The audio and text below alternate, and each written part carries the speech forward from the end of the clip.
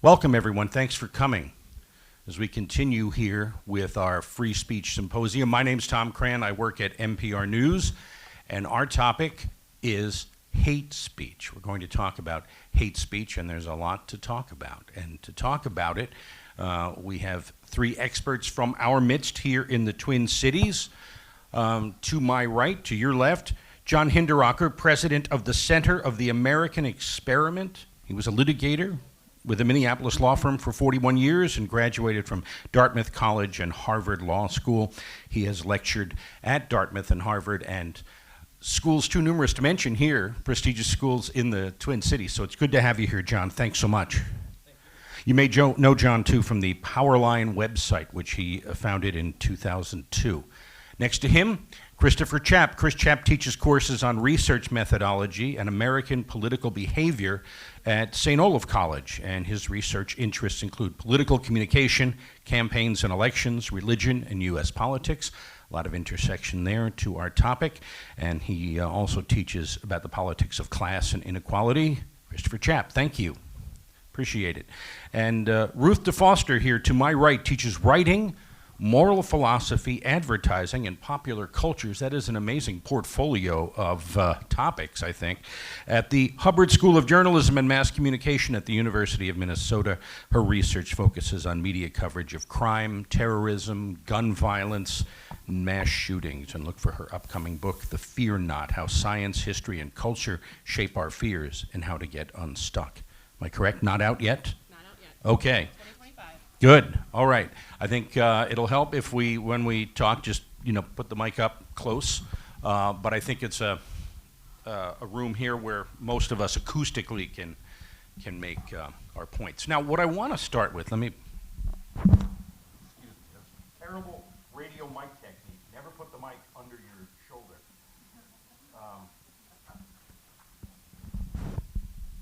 There we go. I want to talk about a definition of hate speech because this is even a little slippery. So what are we talking about here? And I found a couple, and I want to just sort of fuse the two and just throw out a couple of ideas from definitions of hate speech. The Encyclopedia of the American Constitution says, usually thought to include communications of animosity or disparagement of an individual or group on account of a group characteristic such as race, color, national origin, sex, disability, etc., etc. And then here is another one from the UN. The UN says that any kind of communication in speech, writing, or behavior that attacks or uses pejorative or discriminatory language with reference to a person or group on the basis of who they are. And that would include religion, ethnicity, nationality, race, descent, gender, color, identity factor, any of those. So with that in mind, I'm going to start with you, John, as the attorney. Does that get close to a definition and understanding of what we talk about when we talk about hate speech?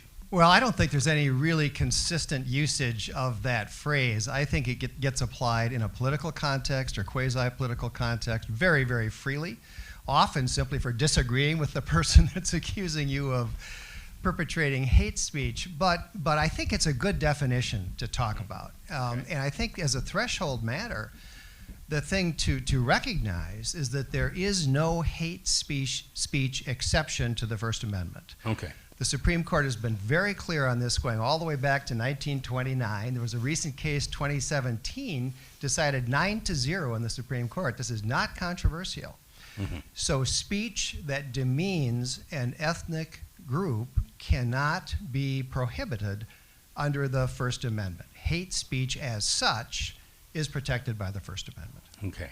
Now, often we hear people say in the public arena and privately, well, that's terrible, that's hate speech, that should be forbidden, that should be, and there are no laws prohibiting it, and there's really no definition in law of it, right? Chris, go ahead. Yeah, I think that's right. I mean, I think the sort of operative clause in what John said, and I agree with all of that, but he used the phrase under the First Amendment. So there are different avenues through which, we're talking with professors here about higher education institutions. Oh, I want to get to that. Yeah, and so there's, you've seen examples of speech bans, for example. at different private universities. So things like that are still in place, and we can talk about the merits or the problems of those things. Yeah. I agree, by the way, with the definition. I think that's about right. The only other distinction I would make, which gets to this question of how do you know it when you see it, is sometimes we make these definitions in terms of the content of the speech itself. Sometimes we look at the recipient of the speech, and did that person feel attacked? Were they the subject of hate? And so that's another important thing to consider. Okay, Ruth. I also want to clarify just the public versus private divide, because it's commonly misunderstood, especially in my undergraduate students.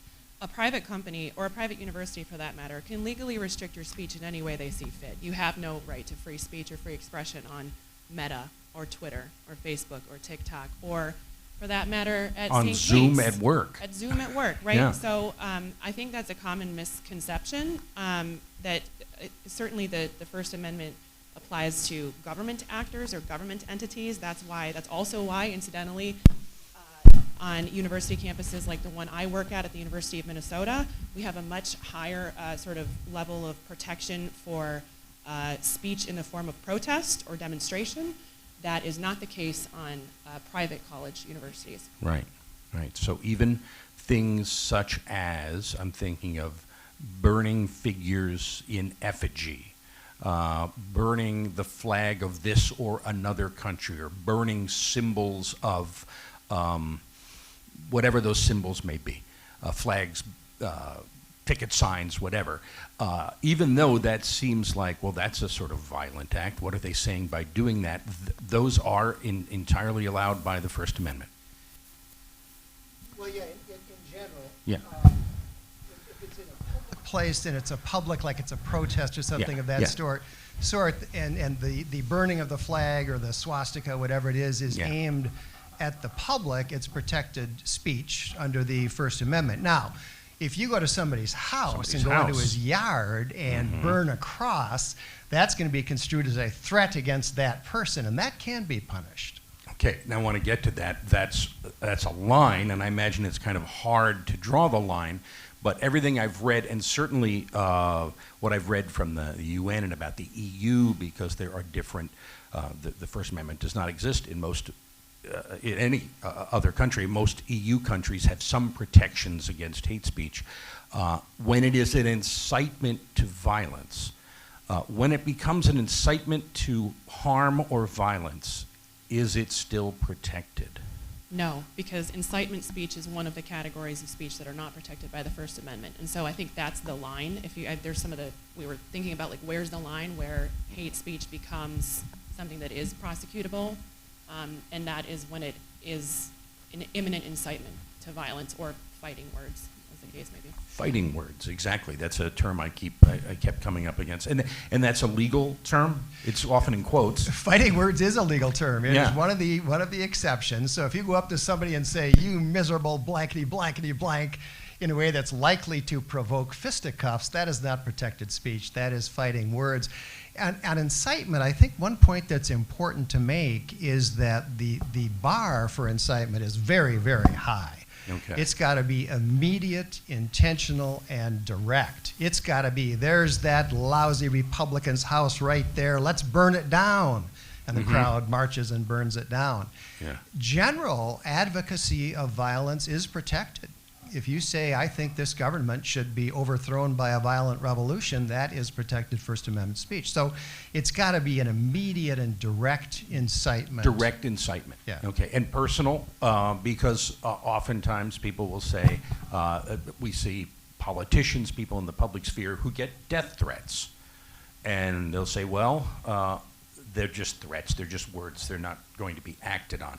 But is that considered incitement, a personal death threat left on someone's voicemail, for example? Well, I don't know if it's incitement, but you absolutely can punish death threats, no doubt about that. Yeah. Okay, yeah. Not protected. Okay, this is good. This is good to get these distinctions about it before we get into some of the more philosophical, and I want to talk about on campus. So let's do that now. Let's talk about on campus, because we continue to see events in the news of controversial speakers. And a controversial speaker who may have perfectly legitimate academic credentials shows up at a university and there are protests, and they're not allowed to speak, and there's controversy over whether they're allowed to speak or not. Private institutions, as you were saying, Ruth, have that ability, right, to say, not here, not on this campus here at Hamline University. We're not going to allow someone who's a Nazi or white supremacist or whatever to speak. And they would have very little, if any, protection in the First Amendment? Right, they're a private institution. They're not an arm of the U.S. government, so they're perfectly free to do that. But it is interesting to look at public institutions that are grappling with this right now. And there's a couple I think that spring to mind for me, and one is Texas A&M, which you may have heard about the story of Professor Joy Alonzo, who made a comment to a bunch of first-year medical students that was allegedly critical of Lieutenant Governor Dan Patrick, who is a Republican in Texas. A well-connected student reported her for those comments, and she was removed from her job. Now, she has been reinstated, but I think it raises some really good questions about classroom censorship and, if political motives can potentially intimidate professors from exercising their First Amendment right of free expression. What can we expect from higher education moving forward? The other concept to maybe add to that is the concept of academic freedom, which we talked about a little bit on the last panel. And just to note that even in places like St. Olaf, where I teach at a private liberal arts college, there's still broad protections for academic freedom that ought to, and it arises from a very, very different place than the First Amendment, but it's a related concept, and it gives me broad protection to teach what I want to teach in the way that I see fit with, disciplinary conventions and so forth, and do the types of scholarship that are important. And I see you nodding, John, to that, especially the idea that it's in other parts, the protection may be in other parts of the Constitution. Yeah, that's exactly right. I mean, well, not the Constitution, but there is a fundamental difference. This point got made a few minutes ago between public schools and private schools. The First Amendment does not apply to private schools. It does apply to public schools. But private schools will usually have policies on academic freedom and on free speech and so on. And in cases of dispute, professors and students can refer to those policies and say that they're not being followed and assert claims on that basis. So, jump ball here, because I imagine you'll all have thoughts on this, and that is, what are some of the ethical and practical considerations then when attempting to define hate speech and establish guidelines for its regulations? And how can we develop effective policies about this? And I assume when I ask this that we're not talking about, the First Amendment is the First Amendment, but outside of that, in these arenas, whether it's campus or corporate culture, whatever. Thoughts on that? I think it's tough because, like you mentioned, it is a very slippery term. You mentioned that my area of expertise is terrorism, and you mentioned the phrase, "I know it when I see it," and that is actually a reference to pornography and obscenity. And so Supreme Court Justice Potter Stewart in 1964, very famously, he was being asked to decide a case that hinged on the question of when something becomes pornography.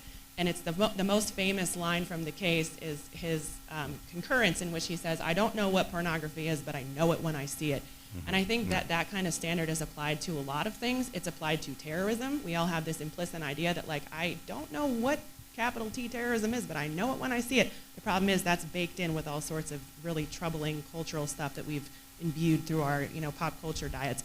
But the same thing is true of hate speech, that it's just very poorly defined. And as you're going through the definitions up front, I also went through some definitions when I was preparing for this panel, and some of them include the term incitement. And so I think that's kind of maybe the sticking point, is that I do think it's slippery, because if you have somebody, for example, who espouses Nazi ideology, it's not just the belief that white people are superior. It's not just the belief that you're proud of your Aryan heritage or whatever the case may be. It is a belief system that necessitates the wholesale slaughter of people of color. And that's baked into the belief system. So I think it gets really tricky. If you have someone who shows a swastika or who has a Nazi armband, to me that crosses the line into hate speech, but I think it might not for some people. Mm-hmm. But as has been tested in the courts, it is, for example, I'm thinking of the Nazis marching through Skokie, Illinois. That was allowed to happen and stand because of the First Amendment. right? Even though that, like, as you say, the sort of progression there is a violent one. And I imagine, as long as they don't call for violence, they would be allowed? I mean, Well, they can call for violence too. I mean, the bar is really, really high. Espousing an incitement. ideology like Marxism or, Nazism, that the ideology does include a call for violence, that doesn't even get close. And there are some cases where it's really striking, where speakers have said things where you might say, well, wow, he's saying that in the next 24 hours there's going to be some violence here. Doesn't reach the bar. It's got to be direct and immediate incitement, not just general advocacy of violence. And the only thing that I would add to that is that oftentimes perpetrators of hate speech do so. These are political actors that are trying to affect politics in some way, shape, or form. And there's a lot of really subtle forms of communication. Just one example would be like a racial dog whistle that I think would qualify in many or most cases as hate speech. But oftentimes this is a statement that's going to be subtle and that is going to even fly below the level of sort of conscious awareness for many of the people that were hearing that message. Mm-hmm. And just the fact that we've all said in different ways, I think, well, at that point, I'd consider it hate speech. It shows that we really don't have a definition, and I'm wondering how useful then is the term. If it is protected by the First Amendment and the Constitution makes no, this is speech, this is all good, hate speech. Isn't it in the ear of the beholder? Isn't it the Justice, what was it, Potter Stewart, right? Yeah, I totally agree. I actually am not sure it's a super helpful category in the same way that I'm not sure that cancel culture is a super helpful term, because what I've discovered as a millennial college professor is that my definition of cancel culture, to me, is Bill Cosby. If your career is over, you're done, you've gone to prison, you're not working in this town again. To my students, cancel culture means you had a bad day on Twitter and people are reading you for filth on TikTok. That's something they actually say. What does it say it again? Reading me for filth means you're Okay. Reading you for filth. Yeah. Okay. That is not what I think when I hear the term. And so I think Yeah. we have a fundamental disconnect, and we really do need to agree on the definition of the term before we even begin to have a conversation about it. Mm-hmm. And hate speech certainly is, and I had a question earlier, what is it not? It's just not stuff that we don't like and don't agree with, which I think people are very, very tempted to do. I think whether it's even criticism of your faith or religion, criticism of your political beliefs, criticism that these pants should have been ironed before. I mean, that's not hate speech. It's just stuff that we don't like and is offensive, right? And as hard as that is, we all want to draw a line and say, well, no, that shouldn't be allowed. We have to allow some of that, certainly in the public arena, and certainly the Supreme Court, as you said, John, it's not controversial.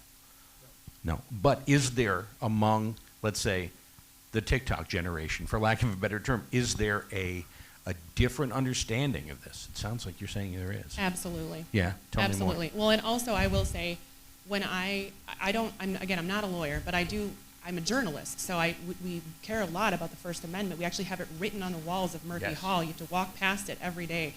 And so I teach the First Amendment to my students, and every semester when I ask, what are the exceptions to the legal exceptions to free expression, I'm looking for things like incitement, obscenity. They always say hate speech. So it is very poorly understood, that element, that it is actually not an exception to free expression. Yeah. Chris, as a teacher, what are you encountering in terms of a generational understanding of this? I think that's right. I do think that, and I don't want to. Let me take the side of the students for a moment. I think students are dealing with a tremendously difficult learning environment.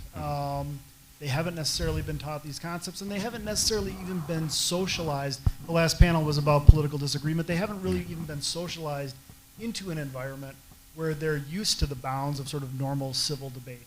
And so, I think it is sort of our job as educators to try to kind of re-socialize and teach these concepts, even if they're not concepts that we can, say, regulate under the First Amendment, at least try to get working understandings of kind of the variety of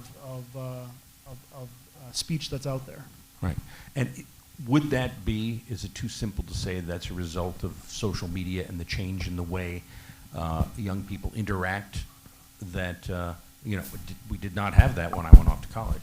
Yeah, it's an easy target to blame, Right, but I'll blame it anyway. I mean, I do, I do think that all of us are increasingly siloed, and that it's not a very helpful platform. And you mentioned Skokie, and so we think of these big marches and burning crosses and things like that. But I hope we get to this. I think a lot of the hate speech that's occurring, even if we can quibble about what the appropriate definition is, a lot of what's occurring is occurring online on Reddit threads and things of that nature.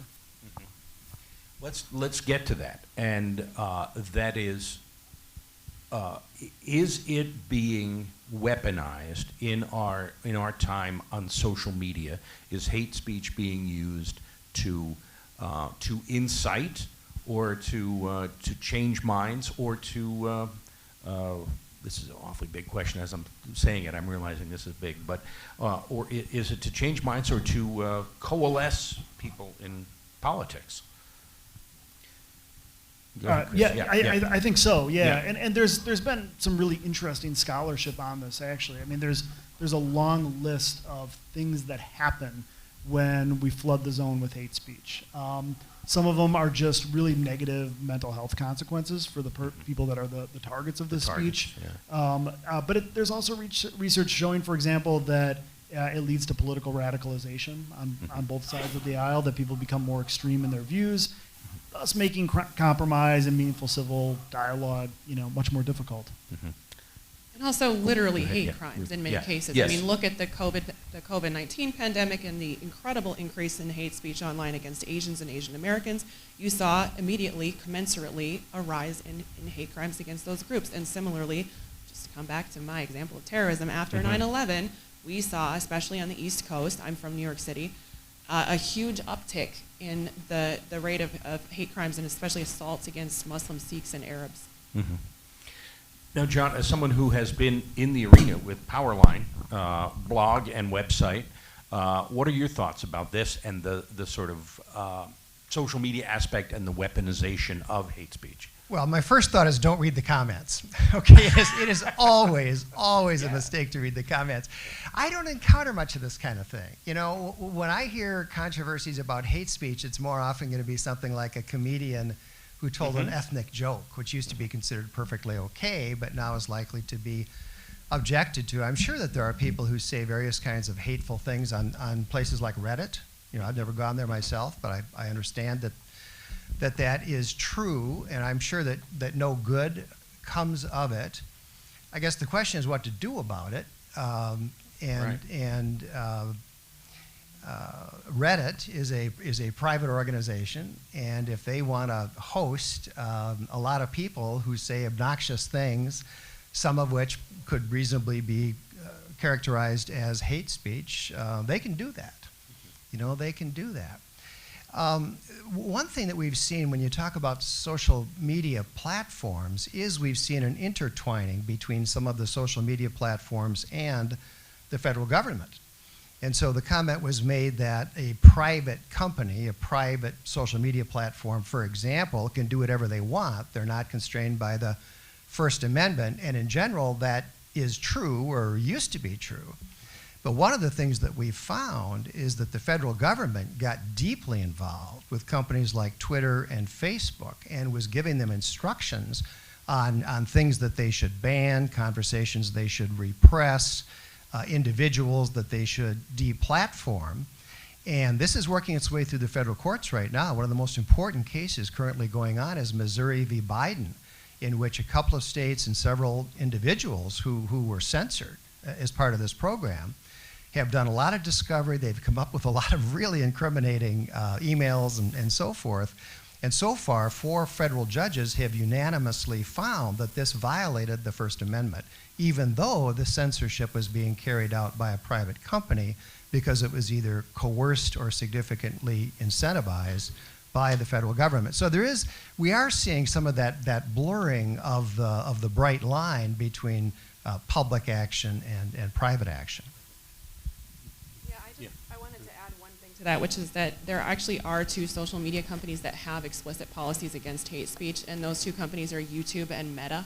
Okay. And so at least in the case of Meta, if they are allowing hate speech on their platform, they are violating their own their internal policies. That's Facebook. That's the But company that also, owns yeah. Facebook, Instagram, and That's right, WhatsApp. Instagram and WhatsApp, yeah. And then Google as well, and YouTube. Google owns YouTube. Yeah. Google, I'm not sure if Google itself bans hate speech, but Right. certainly the platform YouTube does, which I think is the most germane because, at least in my research, YouTube is one of the primary venues of radicalization for mass shooters. Now, I want to talk about the costs of, there's always a plus side and a downside, and the costs of hate speech. And I can't help but think of the example. It's a very extreme example, but it happened in Rwanda, where a radio station itself was built and used to dehumanize the Tutsis by the Hutus, and some studies afterwards have shown that was very influential in the genocide and the killing of somewhere around 500,000 people. This radio station that was just doing this, and it was inciting violence, it was dehumanizing, calling them cockroaches and things like that. I mean, this is a very high cost of allowing hate speech. And when you see examples like that in Rwanda now, in its constitution, they would ban something like that. We've always had the Federal Communications Commission here, which seems to be more, over the years, interested in civility and obscenity rather than when it comes to opinions, even opinions on talk radio that some people might find outlandish. So I want all the three of you to talk about these costs and as we consider this, knowing that we have a First Amendment and there's not anything that's likely to change in that regard, what are the costs, or at least the cautions? Well, like John said, the legal bar is very, very high. And it sort of depends on your perspective. I know you're a free speech absolutist. I'm not. I think there should be some guardrails, probably especially because of sort of the things that I cover. I think the cost, at least in terms of my research, I see very consistently, almost to a person, mass shooters self-radicalize on the internet. It's almost more surprising when they don't. I mean, look at the Christchurch mass shooting in New Zealand. That was a white supremacist mass shooter who actually live streamed the event on social media and then released his manifesto. You can see Elliot Rodger in California also self-radicalized in these online spaces that are rife with hate speech. Another example would be Cho Sung-Wee, Omar Mateen of the Pulse nightclub shooting. I mean, these are all different ideologies. They're all different belief systems. So, for example, in the case of Omar Mateen, he was a very delusional young man who believed that he was joining ISIS. That ideology might feel very different from Dylan Roof's ideology of the Charleston church shooting, but it really is not that terribly different. It's these young, marginalized men who find solace, who find comfort in these extreme online spaces that absolutely do radicalize them to commit violence. And it is, in the US, almost a uniquely American phenomenon of mass shootings. Other countries simply don't have mass shootings to the degree that we do.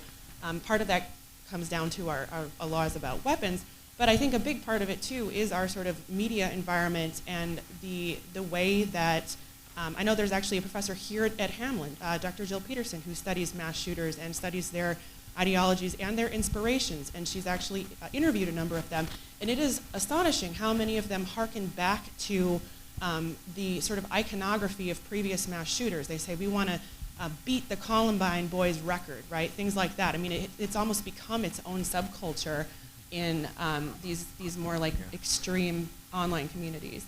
And just one more, but I want John to respond. But then, if, as you say, that there may be some similarities, but different things that animate each one of these shooters, and you say you'd be for some guardrails, what kind of guardrails would prevent that? Or how would you do it without saying, well, you can't talk about this, you can't criticize religion, you can't criticize people of color? It comes down to social media. That's where this is happening. And I mean, the fact is it's almost impossible for big companies like Meta. And I said Meta they have internal policies banning hate speech. They say you can't do it, but it is not consistently applied. With so many millions of users. Millions, hundreds of billions of users on Facebook. Yeah. And And the fact is, the only consistent way to do it effectively is to employ humans to actually review everything by hand. As you can imagine, that is a terrible job, has an enormous amount of turnover. People have terrible mental health, effects from doing it. Algorithms just can't, I don't know why, but they can't do it. And the other thing that folks in my field have found, especially when it comes to messaging around like terrorism, recruitment, is that these algorithms are really good at catching people who are working against extremism, not so good at actually catching the extremist content itself. Don't know why that is. That's true. Yeah.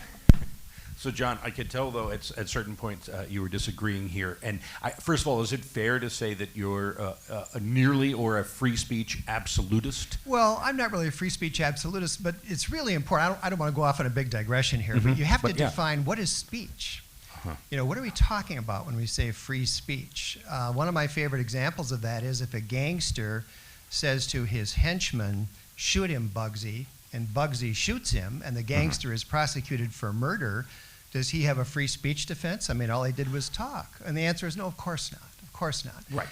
When the founders talked about freedom of speech, the core value they're talking about is discussion, debate, and information on subjects of public interest. And as long as that's what we're talking about, then okay, I'm a free speech absolutist.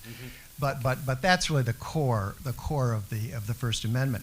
To me, to answer your prior question, at what point does this get dangerous? My issue with it is that it can be a slippery slope. And we started out by trying to define what is hate speech. Well, you can define something, but then you got to apply the definition. So, for example, if somebody says Asians cause problems for people of other ethnic groups because they work too hard and break the curve, is that hate speech? If somebody says Jews have too much power in the banking industry, is that hate speech? If somebody says blacks commit a disproportionate number of serious crimes, is that hate speech? If somebody says most of the problems in the world are caused by white people, is that white speech? And is that hate speech? And so, in my experience, and again, I don't swim around in the depths of some of these places, and I defer to people who maybe for a job, have to do that. I don't. So when I see people talking about hate speech, it's generally not something where I recoil in horror, that anybody would say that. Generally, it's one of these more marginal things, a joke a comedian made or a statement that somebody made, which, is about an ethnic group or some other kind of a group. But, it's not necessarily in what I would put in that condemned category of hate speech. Chris. As I'm listening to this conversation, this might take us off topic a little bit, but there's an interesting book that was published recently called The Paradox of Democracy.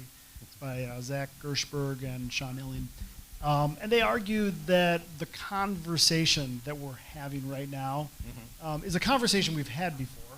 And part of it is when we live in a free society, when we live in a democracy and self-governance is part of that, the conditions of information are constantly changing, and the modes of communication are constantly changing. And every time you see a new technology, whether it's print media or radio or television, democracies have a really, really difficult time grappling with maintaining freedom and also putting up guardrails that and engaging in some sort of like meaningful regulation that doesn't, and that's why Paradox is in the title of the book. One thing that I fall back on, some folks in the hate speech literature talk about supported counterspeech, meaning that we're not going to just say ban a class of speech, but that we are going to look for really productive countermeasures and actively support those so that we can kind of combat this. Pre-bunking might be one way that we're going to go and try to get ahead of misinformation. Let's talk about that, because there is, I have a citation here, and let me find it. Someone from the ACLU wrote a book recently about just what you talked about, and I saved it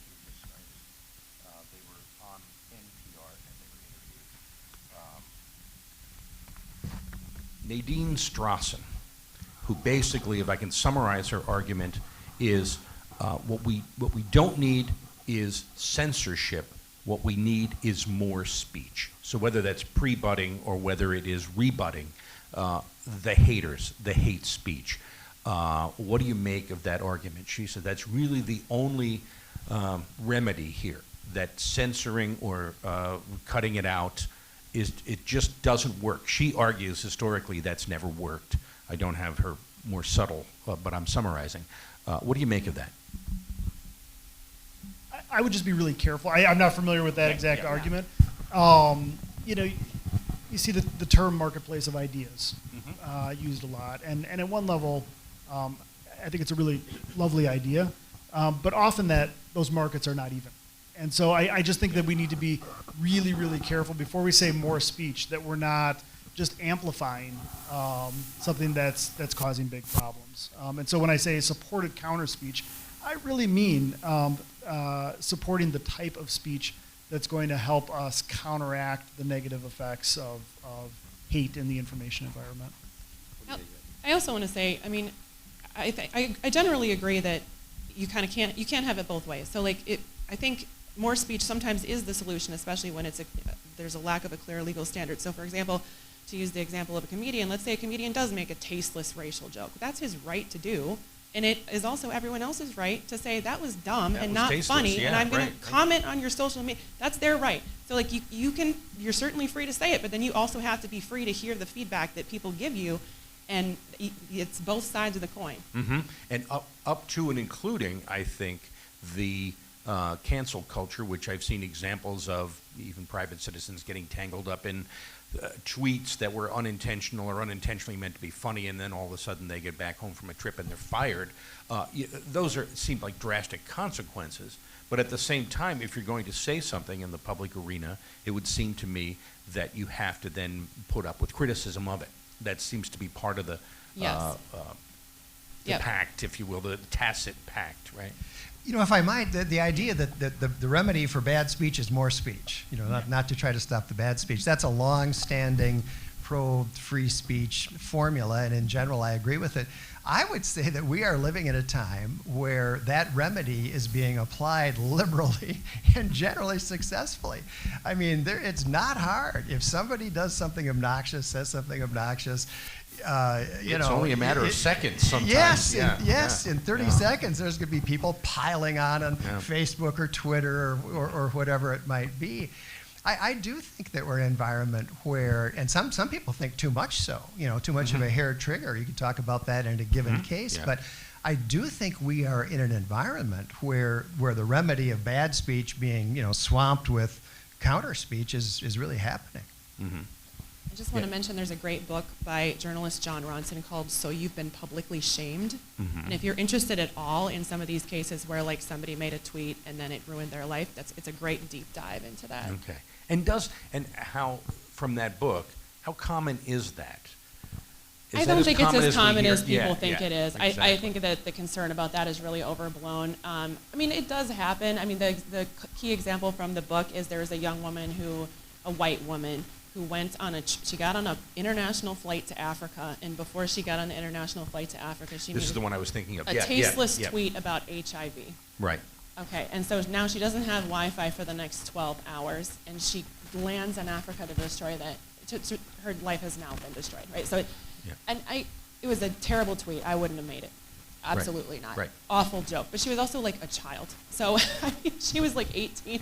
Okay. So it's tricky, you know, but I do think like John said, we certainly are living in an era of unprecedented sort of like interaction with political leaders and also celebrities. Look at Ashton Kutcher and Mila Kunis this week. Does everyone know why they're having a bad week? No. They wrote a letter in support of convicted rapist Danny Masterson, who's their friend, who they pretty clearly didn't expect the letter to come out. They pretty clearly thought it was just going to be for the judge. Wrote a letter to the judge, like an amicus thing? Is that, they're always public. I don't know why they didn't know that, but they didn't. And now they are in the process of being canceled, as the Gen Z say. And I think it's reasonable. I read the letter. It's a terrible letter. But like that didn't used to be the case. I mean, 30, 40 years ago, first of all, we'd just never see the letter. That's right. And then That's right. we'd never have access to their personal social media to write comments to them or, to at them on TikTok. There's just a whole new landscape. Well, and people made mistakes all the time in the legal arena, in their personal dealings, in their business dealings. I mean, true errors of judgment that weren't necessarily see, and that's something I wanted to get to too. All right, so are these errors of judgment, whether it's a comedian tasteless comments, whether it's the woman on the plane, whether it's these celebrities writing a letter, has that been, in this age we're in, all conflated into hate speech because people object to it, and sometimes rightfully, sometimes it's just really stupid? Has this happened? Have we lost a kind of dividing line? Well, this is kind of the point I was trying to make earlier. When a lot of things that are really marginal, in my opinion, gray areas, sometimes really quite innocent, get swept into this category as hate speech and therefore really vituperaously denounced. And I don't know what to do about that, except that I do think that it's important when we encounter these situations, whether it's the letter, whether it's the tweet, whether it's whatever it might be, to have a little, to look at the specific circumstances, to not just yell hate speech, fire him.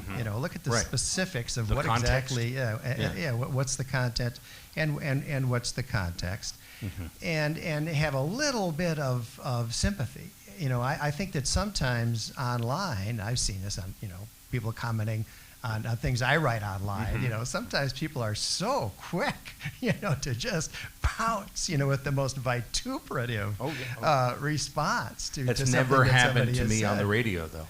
No one's ever done that. Fired off a. So it happens. Sure, anyone in public, it happens to. So I think just a certain level of kind of common sense and restraint, and sympathy for the other guy, other person, Civility. is appropriate. It's why I'm not on Twitter. You don't want to be a female gun violence expert on Twitter. You do not. No, I can imagine. Yeah. Or on X, as it is I now. refuse. Yeah. I will not You call it refuse, X. You will not call it X. So dumb. So let's grapple with the central question of, I have it somewhere, of this ostensible point of this seminar, and that is, are there any measures that governments and educational institutions, and that would be two different categories, right, can adopt to foster a culture of respect and inclusivity while at the same time protecting the principles of the First Amendment? What are your thoughts? What can be done to defend against the ugly, detestable speech, or to discourage it while at the same time staying true to the First Amendment? This is the essay question at the end. Well, here's an example. The government, neither federal nor state, can come in and suppress speech on the ground that the viewpoint is offensive. What's being said is offensive. But that doesn't mean that people in the political world or leaders in industry or academia have to stay silent either. There's nothing wrong with political leaders talking about this, talking about the perils posed by certain kinds of hate speech, if that's what you want to call it. There's different ways to describe it, and really trying to educate, inform, and mobilize the public to understand that this is something we don't want in our discourse. That is perfectly legitimate. I think to some extent political leaders and other leaders have done that. Leaders of universities. And I would encourage it. Chris, if you could, Yeah, I'll harken back to what I said about supported counter speech before, and just give a concrete example. And I'll pick and choose the educational institutions part of the question. I think that colleges and universities ought to be giving a platform to marginalized groups, particularly when some sort of attack has happened. I think that's wholly appropriate. I think we ought to be encouraging protests and counter-protests. I also think that we have a responsibility to just remember that we are socializing young people, and we need to be really good teachers in this. And there's folks at every single college and university in Minnesota that teach things like social movements. and teach how to mount an effective response to an injustice. And I just think we need to double down on those commitments. It will not make hate speech go away. It will not get rid of the harmful effects. We also need to be supporting the mental health of our students through, investing in counseling and things like that, because I think this is going to continue. But I think to just remember that we have that responsibility as educators is the first step. And just to build on that, I think to harken back to the previous panel, we also need to teach students how to talk to each other, because they are very siloed, and they're not just siloed online, they're siloed in real life, and they need to be able to learn to ascribe good intentions to their colleagues. That's the first thing I say. I have huge classes at the University of Michigan. I have 500 students this fall. So I have these giant lecture halls where, of course, we have an enormous diversity of perspective. We have students from all over the world, and it can be really difficult. I've got lots of great stories of students who did not manage to get along, but over time, what I've started to do is at the beginning of every semester, at the beginning of every class, I draw up a white document at the front of the board, and I say, we're going to all crowdsource discussion guidelines that we all agree to at the outset. Okay. You make the guidelines. You tell me what a productive, respectful discussion looks like. These are your rules. I type them up in a document. I post it on our website. And anytime somebody goes off the rails or is disrespectful or is cruel, I point back to that document and say, remember these discussion guidelines we all agreed to, and that typically works pretty well. Mm-hmm. Is the problem here that that the Constitution and the language in the First Amendment is so broad, and it's up to us to contextualize, and that's where there are differences and disagreements, because speech will not be abridged. This is the language. But in our lives, do we all do that? Make a compact when it comes to the way we behave online, or we have it in a newsroom, the kinds of things we will say and not say, and the kinds of things that need to be sourced, and the kinds of things that will cause harm unless we have evidence, and do our best to stick to that. Is that what we need to do socially when it comes to this? Because we can't and shouldn't perhaps change what's in the First Amendment. I would say yes, because as you said, the definition for speech is very broad, and in fact, in the Citizens United case, the Supreme Court actually ruled that political contributions, money, is speech. So it's very, very, very broad. But I do think, especially speaking as a journalist, in the newsroom, we need to have very clear guidelines for what we call things like where's the threshold? When are we going to call something hate speech? Right. I actually did a study, a survey a couple of years ago, where I surveyed journalists who work in the nation's top newsrooms, and I asked them this question about terrorism. I said, do you have any kind of internal policy or rule that triggers the use of that word? Because it is an incredibly slippery word with no singular definition. And almost everyone said no. So even in the journalistic sphere, people are just kind of, we're all humans, right? We're all kind of operating according to our socialization, and if we don't have those clear guidelines, it's hard to know. John, the First Amendment is durable, as I said, unlikely to be changed. I think there are very few arguing to change it, if any. So what kind of, it's up to us then to create the guardrails in our contexts? Yeah, I think, yes, that's right, to the extent that guardrails are needed. I think that the overall solution to these problems is more speech. I think it's an old platitude, but I think it's true. We need a free, robust exchange of ideas. And one of the problems we have on college campuses is we don't get enough of that. You know, we have some people who think they're the majority, wanting to impose their views on everybody else, and anyone who disagrees is going to get shouted down, threatened, whatever it may be. And a thing to keep in mind is we don't believe in free speech because we have the First Amendment. We have the First Amendment because we believe in free speech. And on all these issues, you know, I think what we need is to encourage a culture in which people inform themselves, speak freely, engage in spirited discussion and debate, and are taught how to bring forward facts and logic to advance a position. I think we need more public discussion, not less. Chris? I would maybe offer a little color commentary on that and just suggest that I think for the previous panel, which was talking about, dialogue across difference and that sort of thing, I'd wholeheartedly agree. I do think that when we get into the types of rhetoric or platitudes that Incitement might cause, to violence, or right, to and so maybe where I would come down on this is to revisit that direct incitement standard in some ways, and say that we live in an era now that is technologically unlike anything that we've ever seen before, where messages get transmitted with ease to 9-year-olds on their phones. Mm-hmm. And so, maybe what's required is for the courts to revisit some of these standards in light of these changing times. Okay. How about a few questions that don't come from me?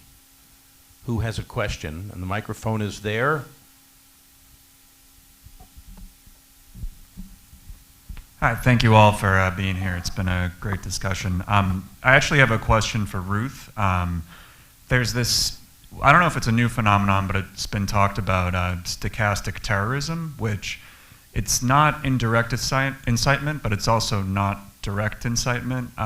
The example that gets thrown around is how the Buffalo shooter watched Tucker Carlson. Now, there's absolutely no evidence that Tucker Carlson went on air and told the Buffalo shooter to do this, but there's this idea that the outrage he was fomenting might have inspired the Buffalo shooter to commit those acts. To use the gangster example that you were bringing up, John, it sort of reminds me of the phrase, "Oh, well, it would be a shame if this were to happen." And it seems like a very tricky thing to prove somebody was committing. And I was interested if you explored any of that type of stuff in your work.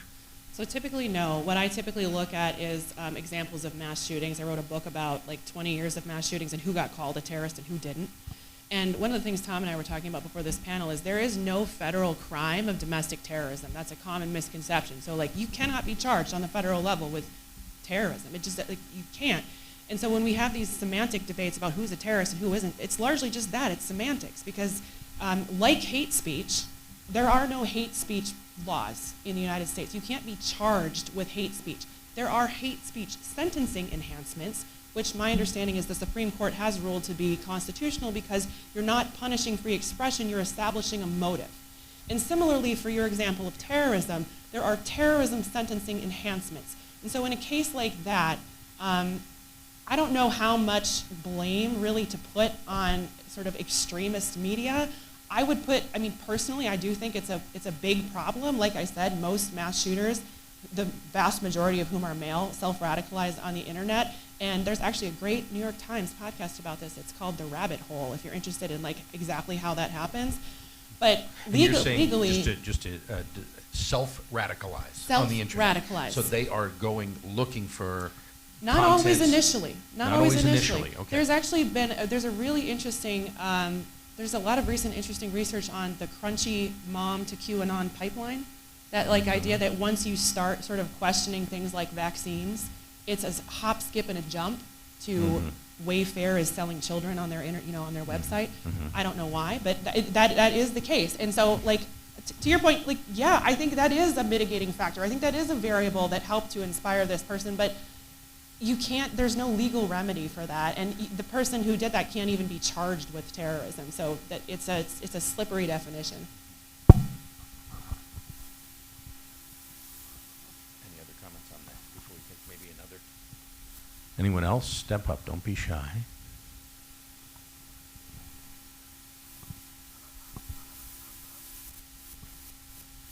Thanks everyone for being here. First off, my question is, I guess, for the entire group. We're talking about maybe modifying the terms of the First Amendment before. My question is, how would that be done in a society where the First Amendment is already protected? Who gets to decide that, and what might such a mechanism look like?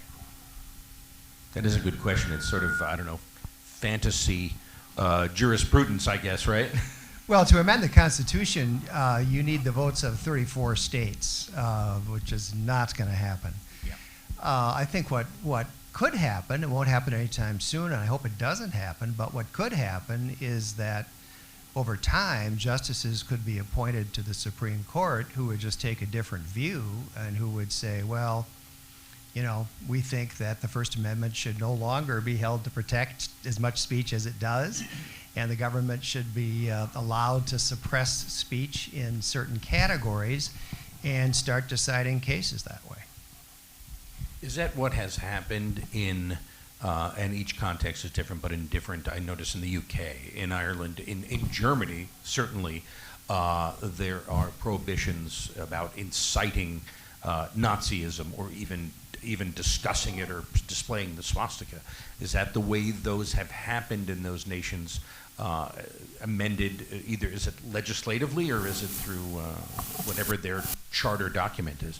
Well, those countries have very different legal systems than we do. You have to look at it country by country. Germany, for example, is very sensitive about Nazism, right? Yeah. And I think they've got a statute that lays all that out. Our situation is unusual. You know, we've got a written constitution with the guarantee of certain fundamental rights. The UK, for example, does not have a written constitution. Right. And so you really have to look at that on a country-by-country basis. Germany's law is called the Volksverhetzung. In English, that means incitement to hatred, and it's to combat a future rise of Nazism. But any, not that I was holding out any kind of thoughts about changing the First Amendment or whatever, but something like that is nearly, it would have to be done in terms of the justices and their interpretation of it. It couldn't be done, it couldn't be changed or suspended. Well, it can be changed if you amend the Constitution. Yeah, if right, 34 right. Short of that, states, yeah. vote to do it. Again, politically speaking, it's very hard to imagine that happening. And frankly, you know, the basic principles of the First Amendment are so long and deeply embedded in our jurisprudence that it's hard to imagine justices being appointed who would really go in and essentially rewrite the First Amendment. But we've seen things kind of like that happen in the past, and if it was going to change, that's how it would happen. Yeah, and I agree with that completely. I would add, you know, it has changed over time. There is sort of evolving case law, although the place that we're at, I think in general, it's evolved to err on the side of more speech and to be more permissible, not less. And so I agree that I don't see any of that changing. Just to clarify what I was suggesting before, though, I do wonder if there's some room to try to grapple with some of these new technologies and the ways those are, you know, maybe areas where the law is not completely settled. Yeah, I wanted to ask both of you about that since you are this is a specialty, both the new technology and where it intersects. It seems, though, as you said before earlier, Chris, that we have history here. We've seen what happened with newspapers, and then with television, and then with radio, and now there's been an explosion. But this has all been dealt with in one way or another in some ways, right? And the First Amendment still stands.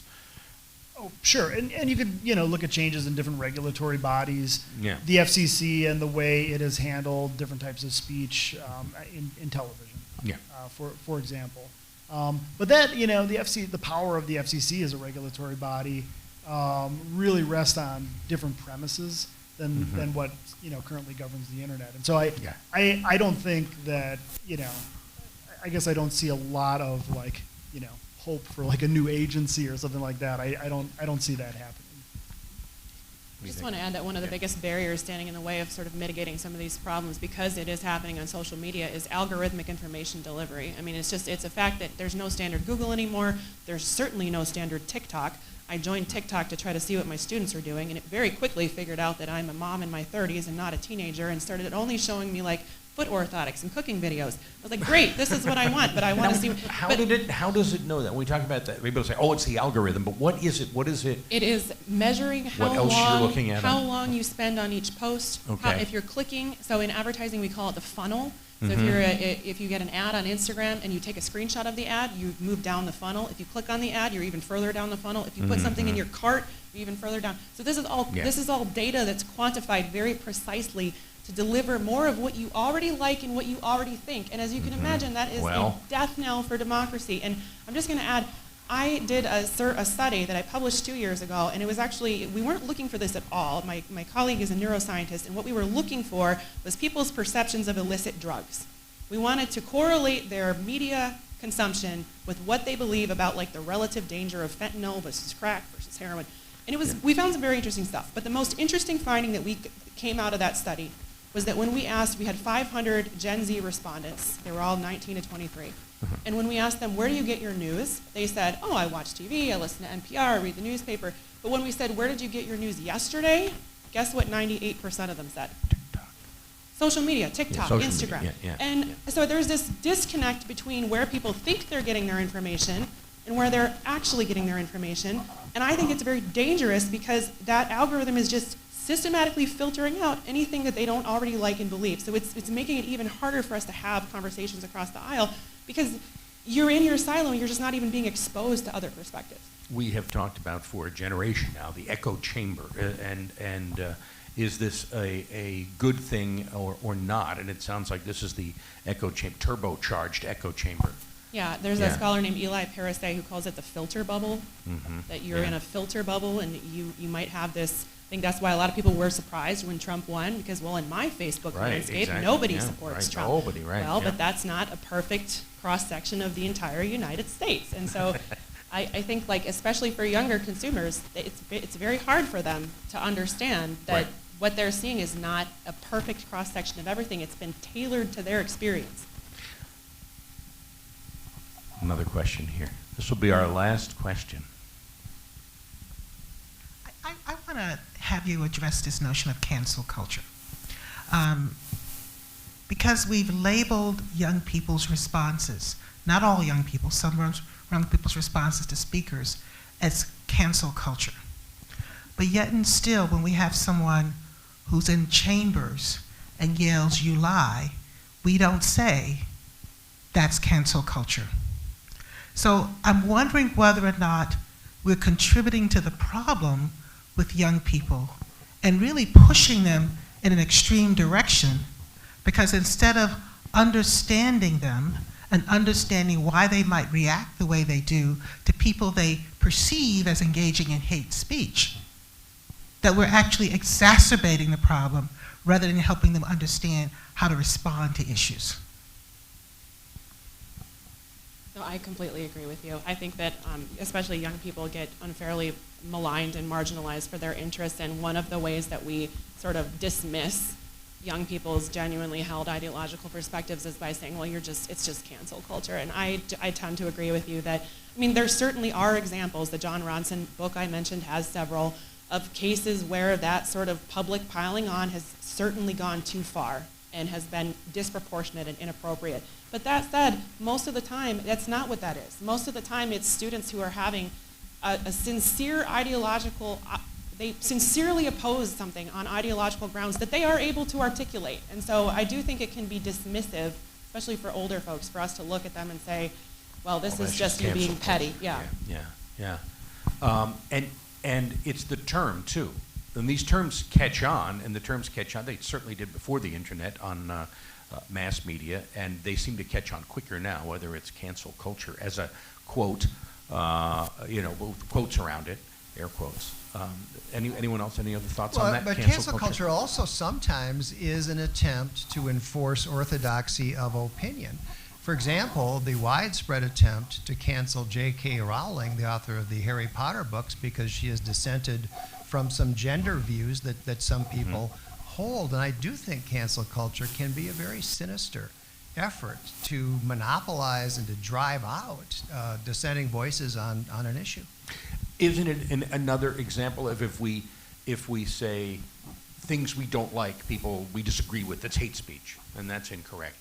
To say cancel culture, in the case of J.K. Rowling, to people who objected to her saying that, in the end, I think she's still living and working and, yes, had to put up with a lot of criticism, but at the same time, she's still a billionaire and a published author and still writing, too. So can I just jump in on that and say, is it the use of the term that's the problem? I don't think that that's cancel culture. I think that's the free market. I think people are free to say, I don't agree with the perspective of this person whose art I like, and I'm not going to consume it anymore. I think Chris Brown is a phenomenally talented musician. I can't in good conscience listen to his music knowing that he's an abusive, terrible human being. And I think that's my prerogative in a free market. I don't know. I guess You can sort of argue over where that line is, but I think that I don't think there's anything wrong with people, learning something about an artist or a creator and saying, oh, I don't actually want to support that anymore. But is there something to what John was saying, used sinister, about attempting to enforce a uniformity of perspective on anything? And if this artist, this person, does not agree, does not vote the way, does not, that they should be shelved, put out of business. I think that's a different matter than the marketplace where you decide, yeah, I didn't like that, so I'm not going to read their next book. Well, and like you said, J.K. Rowling hasn't been shelved. She's doing fine. Yeah. So, I mean, she's had to put up with some same thing with Mila and Ashton. People are mad at them right now. They're doing fine. They're not, they're still going to work. They're still going to act. This is presumably a short-term blip in their career. I think we have covered this very well, and I'm also trained as a broadcaster to end on time. And I told Sandy that I would give him the last word, because this is, in fact, the last seminar. But I will say, can I say what I sent to you in an email, just as a personal note? That I grew up in New Jersey and listened to public radio in New York on WNYC, and listened on a news station that went on the air, WBGO, which is a really fine jazz station to this day. And I would listen to WCBS in New York and 1010 Winds and the Rat-a-tat News. And then I discovered this show called All Things Considered with Sanford Unger and Susan Stamberg. And I listened to it. I said, this is like a breath of fresh air. This is civil. This sounds good. I mean, the audio sounded good. It wasn't all rushed. And so it's an honor to actually meet you and know that now I host All Things Considered here in Minnesota, but that I had that experience growing up, and I remember it fondly. And I also remember with great discovery, like, oh, this is what it can sound like. So thank you for that experience all these years later. As a radio geek myself, I collect those experiences, and yours is one. Well, thank you, Tom. That's unnecessarily flattering.